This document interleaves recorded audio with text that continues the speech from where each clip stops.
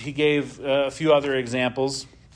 The wife wants intimacy and affection without all the sexual touching, right? And he, being not too patient, wants the moments of affection only, right? And that's kind of the way that, the wife needs and wants something different than the husband needs and wants.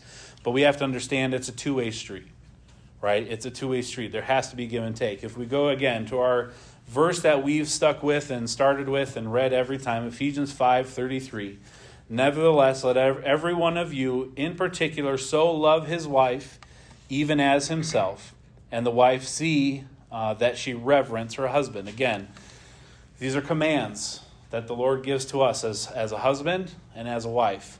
Husbands, you're supposed to love your wives. And we talked about it also. Love your wives like Christ loved the church. It's a sacrificial love. It's a unconditional love. It's a love that you have to work on to give. That's what she needs from you as a husband. She needs you to love her in that way.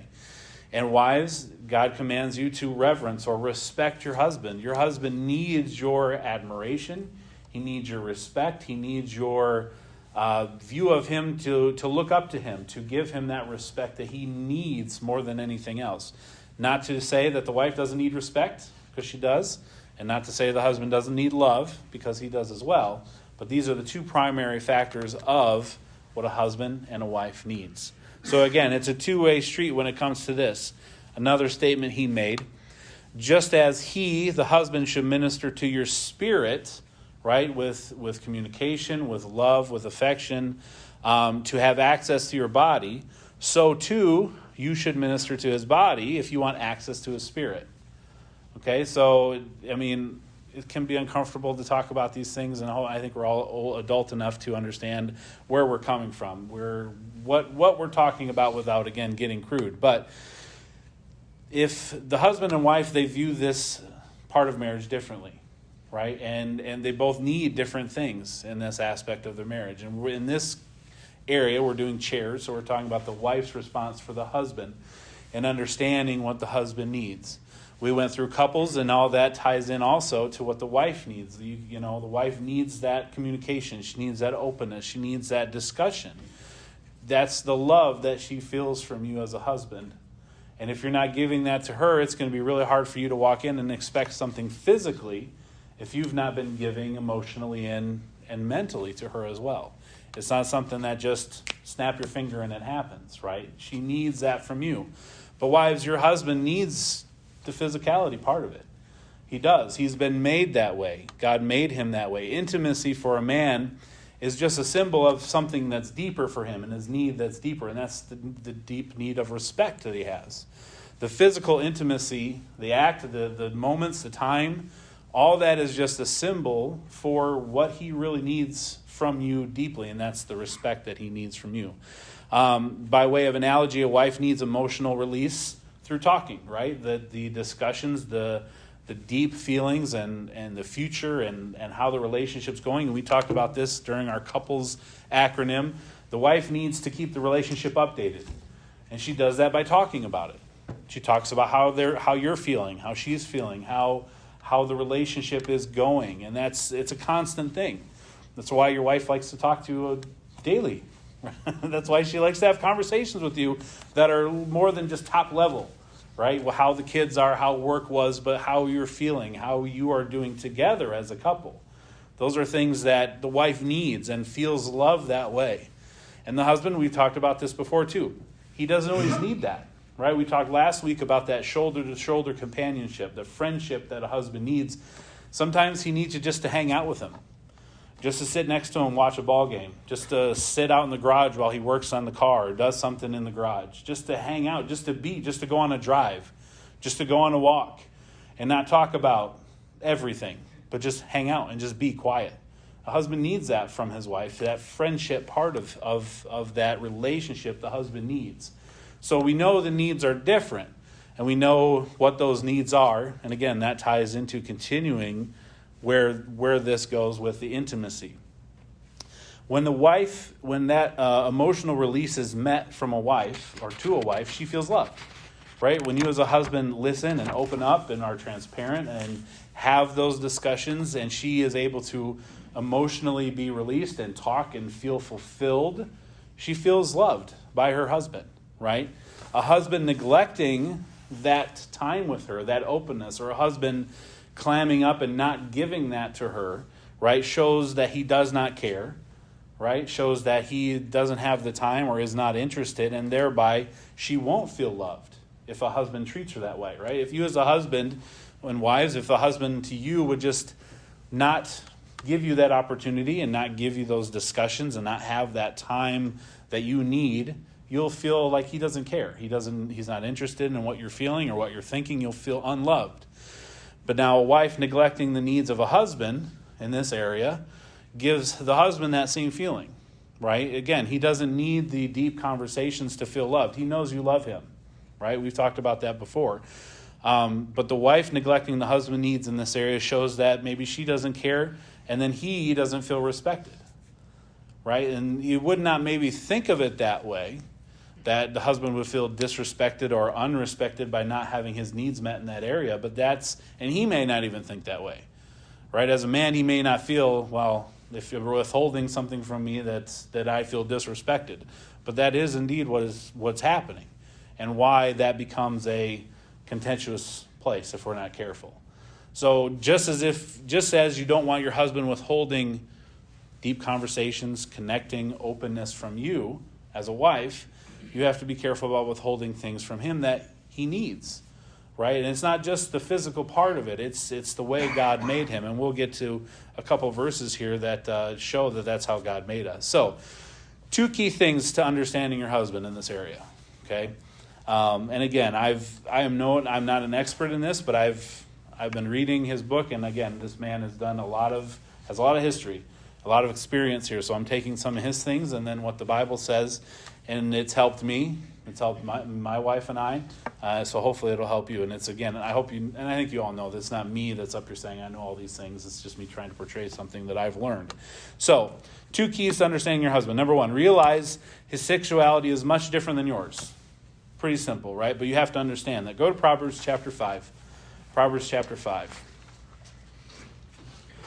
Not something that's like shocking, you've never thought of or don't even understand. You get it. It makes sense. You say it out loud. It's like, yeah, of course it is. Proverbs chapter 5, verse 19. God made men and women different, okay? Verse 19, the Bible says, let her be as a loving hind and pleasant roe. Let her breast satisfy thee at all times, and be thou ravished always with her love. So Solomon's talking here and saying that as a husband, you be satisfied with who your wife is. And he uses a physical attribute to say, be satisfied with that, because he knows God made man a visual, right? Men are visually stimulated when it comes to intimacy. You know, that's why there's no verse following or anywhere else that tells the wife to be satisfied by some physical attribute of her husband, because it just isn't, right? God didn't say, wives, be satisfied with your husband in his biceps, right? Or his really sweet calf muscles, right? He doesn't do that, right? Because God knows while women are attracted to men, there is a visual aspect of it. For a man, it's infinitely more visual than it is for a woman. For a woman, she wants to be touched. She wants to be emotionally connected with. That's how she feels love. And men feel love that way too, but men are visually stimulated. He made us that way. Right? So you have to understand there's a difference between what you understand as intimacy and what he understands. And that's not bad. Right? That's a good thing. That's how God made us. God made it that way on purpose. Right? That's how it is. So men are visually stimulated. So that's the first thing we need to understand. Secondly, you need to understand about your husband. He needs physical, intimate release just as you need emotional intimate release. Okay, so go to 1 Corinthians chapter 7. 1 Corinthians chapter 7.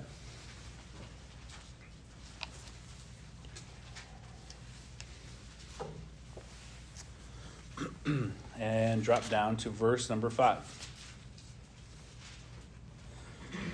Actually, let's go to verse number 3. We'll start there. Let the husband render unto wife due benevolence, and likewise also the wife unto the husband. The wife hath not power of her own body, but the husband. And likewise also the husband hath not power of his own body, but the wife. Defraud ye not one another, defraud ye not one the other, except it be with consent for a time, that you may give yourselves to fasting and prayer and come together again, that Satan tempt you not for your incontinency. So we have God telling us here that, we are to be for our spouse, right? You don't belong to you belong to your spouse. Your body belongs to your spouse. Husbands, wives, your body belongs to your spouse. That's what God says. And when he gets into defraud ye not one another, when it comes to intimacy, both the husband and wife need to meet each other's needs, right? When it comes to intimacy, when it comes to sexuality, the husband is responsible to meet his wife's needs emotionally, physically, and the wife is responsible to meet her husband's needs emotionally and physically. That's the way God has made it to be. Depriving each other of intimacy or of intimate time shouldn't be used as leverage. It shouldn't be used as a weapon. It shouldn't be used as a power move. It shouldn't be used to get what you want, right? That's manipulation.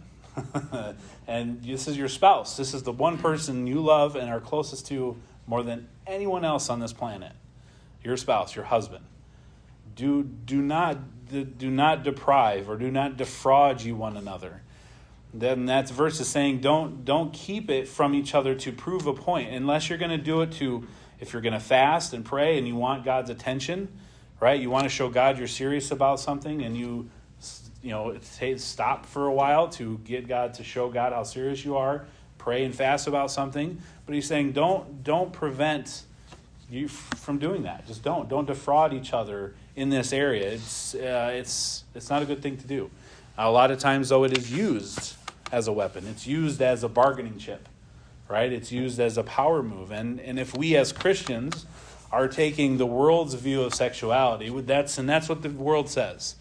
Especially for women, the world says you have power in who you are. You have power in your body. You can do what you want with your body. And so if that means keeping it from your husband, if that means using it somewhere else, if that means displaying it for whatever, that's your choice. That's your power. That gives you power as a woman to be able to do that. And the world preaches that. And the billboards show that. TV commercials show that. TV shows show that. Sports show that. Our world preaches that message loud and clear to you as a wife and to your daughters as they grow. The world preaches powers through sexuality for the woman, and the world says use it to your benefit. And the world, it's expected to be that way. And in marriages, it's expected that the wife is going to keep it from her husband if she needs something or wants to prove a point. That's something the world just kind of expected to do. You can watch, sitcoms that are humorous shows that are clean, quote unquote, and that's a theme in those shows. And the laugh track comes right after, where the dumb husband's kept from his wife because she wants something or is trying to prove a point. It's just normal. That's how the world is. And the Bible says that's not how it should be. The Bible teaches us as Christians, as ones that are trying to be like Christ, with husbands that are trying to love their wife like Christ loved the church, and for wives trying to respect their husbands that the way God tells them to. It's a different story, right? That's not the way we should behave. So as married couples, we need to make sure and be careful that that's not how we're treating each other in this area of our life. It's a sacred part, right? God made it specifically for marriage. God made it for procreation, to further and bring other people into this world, but he also made it good and fun and enjoyable. And it's supposed to be a wholesome thing that you experience with only one other person. What a special, sacred thing. And the world has made it a power move. So as a wife, you have to be careful to avoid that temptation, because that's preached at you, and just the way life is, it can be real easy to fall into that trap of, that's how it is, and I'll do the same thing. Imagine if your husband didn't want to talk to you or listen to you or, have emotional times for a while just to prove a point. How would that feel? We'd be like, well, that's insane. How would you can't not talk to me just because you want to prove a point. And yet we do that, or wives can do that if they're not careful to prove a point in that area as well. Say, you've probably said this, okay? Lisa's not here. Gemma got sick last night, just out of the blue. So I told her I probably would throw her under the bus, and she's like, of course you will. Have you ever said, Mrs., well, you're not getting anything today. As a threat, and jokingly, right? Lisa has, right? She's like, oh, I do something, say something dumb, right? Or just kind of mean or whatever. She's like, well, you're not getting anything today. Be like, okay. But imagine if the husband says, oh, well, I won't be having meaningful conversation that appeals to your heart today. Right? We won't be having a deep conversation that talks about how you feel anymore. So you could just wait till another time for that. Right? Kind of silly. But if a husband did that or even acted in that way, maybe didn't say those really dumb words, but if he acted in that way and just didn't talk to you, didn't give you that emotional release that you as the wife needs, crazy cycle, right? You're upset. You feel unloved. And so you're probably going to respond with disrespect.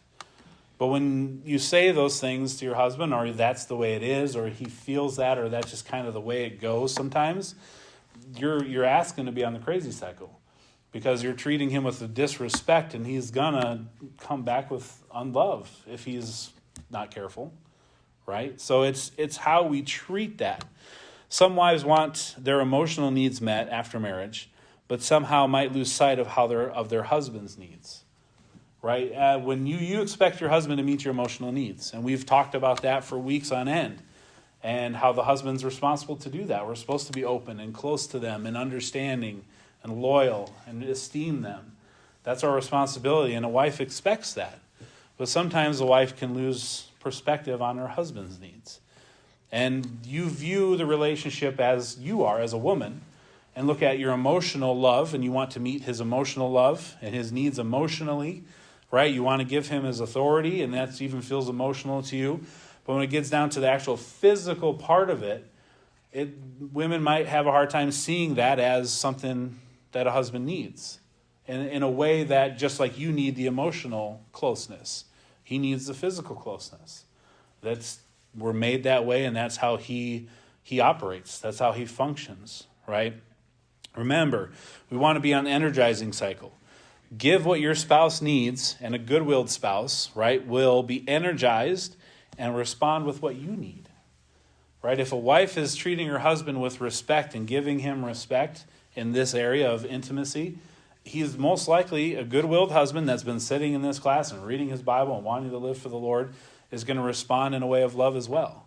Because that feeling, that respect that a husband gets in that area, if that's the lifestyle and the way things are, he's going to respond with love because he's going to feel respected. And when men feel respected, they act lovingly. It's just a natural reaction. So as a wife, again, it kind of feels like cheating. But if you want love and emotional response, give what your husband needs. Same thing for the husband, talking about closeness, openness. If you want the respect from your wife, the closeness and the openness is what she needs from you. Okay, so go into one other spot. This will be probably a little shorter lesson than usual. I say that, but that never happens. One area here, and I really didn't know how to approach this area, and I talked with Lisa. Lisa and I talked a lot about this lesson before teaching it, and how to, because she's a woman, right? So I don't always see how women see things. Yeah, I know. Surprise. So I just wanted her feedback on it and how things are said or talked about, if it applies, if it makes sense. And so I talked with her a lot about it. But he had a heading here. It says, if he loves me, and we're transitioning a little bit, if he loves me, how can he be tempted by other women? Right? And again, we talked about this world, how it promotes sexuality. I mean, you can find anything you want on this little device, guys, girls, anyone. It's there for the taking, for anyone. The world is offering it freely. So men, we already talked about, are visual, right? We're visually stimulated. Things visually entice us, and that's where it begins for us. Men may want to be open sometimes when they are tempted with this issue. And men were tempted with it. If any man's like, it doesn't bother me. No, you're lying to yourself, because it does. It has to. It's there. It's everywhere. The devil wants to trip us up as men and as Christian men that are trying to live a life and have a strong marriage and raise a family now or someday. The devil wants to trip us up. And with men, that's one of the ways he can do it. So we struggle with it. It's something that you have to fight always. Okay? So wives, understand that first. It is a struggle for your husband. You may never talk about it. It may be a taboo subject in A lot of times these things are, we don't like to talk about them, but he struggles with it. So understand that. But that doesn't mean he doesn't love you. That doesn't mean he's going to act on those temptations. That doesn't mean that you should be threatened, right? That's not what's going on. But it is a temptation. Now, men, you need to be willing to talk about it with your wife. You need to be willing to share that with her. She can help you. She can, if you're struggling and there's a temptation there, and I'm not saying you're struggling and doing something you shouldn't be doing, but I'm just saying if it's out there, which it is, and you struggle with it, she needs to know that. She needs to know that we all do, okay? You struggle with it at some point or another. But wives, if he comes to you and says, there's that temptation out there and I want to avoid it, and I want to not be tempted to do anything or see or think and feel certain ways, rather than feeling threatened, because that's your initial response, is to be defensive. Like, how could you? How could you be tempted? You're supposed to love me and me alone. So do you not love me then? Are you not attracted to me? Rather than feeling threatened and increasing those types of emotions and feelings, understand that he's coming to you, right? He has these feelings and he's can be tempted, and he's coming to you to tell you about it because he needs your help. So rather than being threatened, increase your feelings of love. Some women grow uncomfortable, if not downright angry, when this topic will come up, right? Just like I said, you'll feel threatened and even mad that how could you even think that way? As a rule, women want openness on subjects that increase feelings of love, right? That's kind of how they want. When it gets to openness and transparency, as long as it's increasing our feelings of love and deepening our relationship, they want that openness. But if the husband needs to share a struggle, right, or share a dark side or a temptation, that's not increasing love. That can increase doubt. That can increase insecurity. And so oftentimes wives will shut that down immediately. Sometimes with shame, how could you, how dare you? Or sometimes out of anger, I don't want to talk about it. And it usually comes out of uncomfortableness, but being hurt, right? And being angry about what your husband is saying and how could you? But again, it's there, right? The world has made that the way things are, and it is out there, and it's visual. It's in our face all the time. If we watch TV, if you watch sports, drive down the road. It's everywhere. So understand, it's there already, right? Your husband, he has to deal with it. He has to take it, and he has to deal with how he's going to respond to it. So if he comes to you with that, don't shut him down. Talk to him about it. Be open with him about it. Even though it might hurt, understand he's not coming to you saying, and I decided to do something about it in a bad way, and I'm okay with it, and I want to do it. He's not coming to you that way. Understand he's coming to you because you're his wife, and you're his spouse, and you're his person, right? And he needs you to be there to support and respect him and understand what he might be facing, right? You may instruct him to be quiet or to just change. Just stop it. Just stop. Just don't do it. Just stop it and change. We don't need to talk about it. Just don't do it anymore. Just knock it off. Don't be tempted by it, right? In other words, be like a woman, right? Women don't need the physical. They aren't stimulated visually. So it's hard for a woman to understand how you'd be stimulated visually, right? Because women aren't that way as a general rule. That's not the biggest thing they go for. So they don't struggle with it. Right? Not to say that it's not a struggle ever, but as a rule, it's not the biggest struggle a woman has is physically seeing men, right? That doesn't necessarily get them going as often. So the thought of how he could struggle with it sometimes could be difficult to understand. And your immediate thought is, does he love me or not? Is he even attracted to me anymore? Understand that he does, and he wouldn't be coming to you if he didn't. And he needs your support. He needs your help, right? He needs you to understand that that's the way the world is. And it doesn't mean that you're downgraded. It means that he holds you in high esteem. And he wants to stay away from that temptation. He wants to avoid it. He wants it to be out of his mind, out of his eyes. But it's hard to do in this world. Now, guys, that doesn't give us a free license to be like, yeah, it's just the way I am. So I guess, deal with it. That's how it is. I'm tempted. What can I say? obviously that's not what we're saying at all. It doesn't give a man the opportunity or ability to do what he wants or act how he wants or look at what he wants and just say, it's just how I am. That's not what we're saying, and I think we understand that. Again, the Lord knows a man is visually stimulated and even warns us about it. Go to Matthew chapter 5. Matthew chapter 5.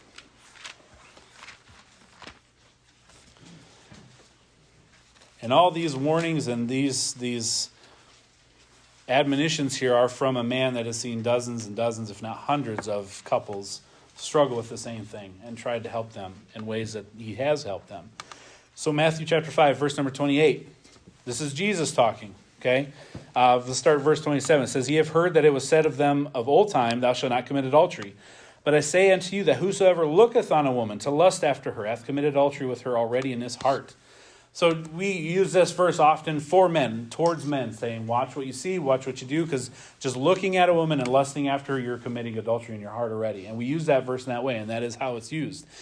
But do you understand what Jesus is saying here? He's saying, men, you struggle. You're visually stimulated. That's how you are made. And if you're not careful, you will fall into temptation.